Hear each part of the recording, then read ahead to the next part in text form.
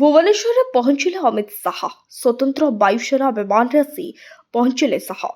ଦିନିକିଆ ଓଡ଼ିଶା ଗସ୍ତରେ ଆସିଛନ୍ତି କେନ୍ଦ୍ର ଗୃହମନ୍ତ୍ରୀ ଅମିତ ଶାହା।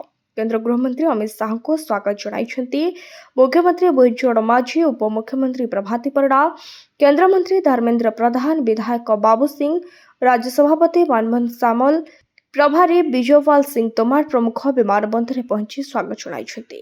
ତେବେ ବିମାନ ବନ୍ଦର ଯାଇ ସିଧାସଳଖ କଟକ ମୁଣ୍ଡଳୀସ୍ଥିତ CISF କାର୍ଯ୍ୟକ୍ରମରେ ଯୋଗ ଦେଇଛନ୍ତି। ପରେ ପାରାଦୀପରେ ଇକୋ ପକ୍ଷରୁ ସଲଫ୍ୟୁରିକ୍ ଆସିଡ୍ ପ୍ଲାଣ୍ଟକୁ ଉଦ୍ଘାଟନ କରିବାର କାର୍ଯ୍ୟକ୍ରମ ରହିଛି। ଅପରାହ୍ନରେ ଜଟଣୀରେ ଜାତୀୟ ଫରେନ୍ସିକ୍ ବିଜ୍ଞାନ ବିଶ୍ୱବିଦ୍ୟାଳୟ ଓ କେନ୍ଦ୍ରୀୟ ଫରେନ୍ସିକ୍ ବିଜ୍ଞାନ ବିଶ୍ୱବିଦ୍ୟାଳୟର ଶିଳାନ୍ୟାସ କରିବେ। ସେଠାରୁ ଫେରି ଭୁବନେଶ୍ୱରସ୍ଥିତ ପ୍ରଦର୍ଶନୀ ପଡ଼ିଆରେ ନ୍ୟାୟ ସଂହିତା ପ୍ରଦର୍ଶନୀରେ ସାମିଲ ହେବେ। ସନ୍ଧ୍ୟାରେ ଦିଲ୍ଲୀ ଫେରିଯିବେ ଶାହା। ଶାହାଙ୍କ ଗସ୍ତ ପାଇଁ ବ୍ୟାପକ ସୁରକ୍ଷା ବ୍ୟବସ୍ଥା ଗ୍ରହଣ କରାଯାଇଛି। ଆସନ୍ତା 7ରୁ 10 ତାରିଖ ପର୍ଯ୍ୟନ୍ତ ସାଧାରଣ ଲୋକଙ୍କ ଲାଗି ପ୍ରଦର୍ଶନୀ ଖୋଲା ରହିବ।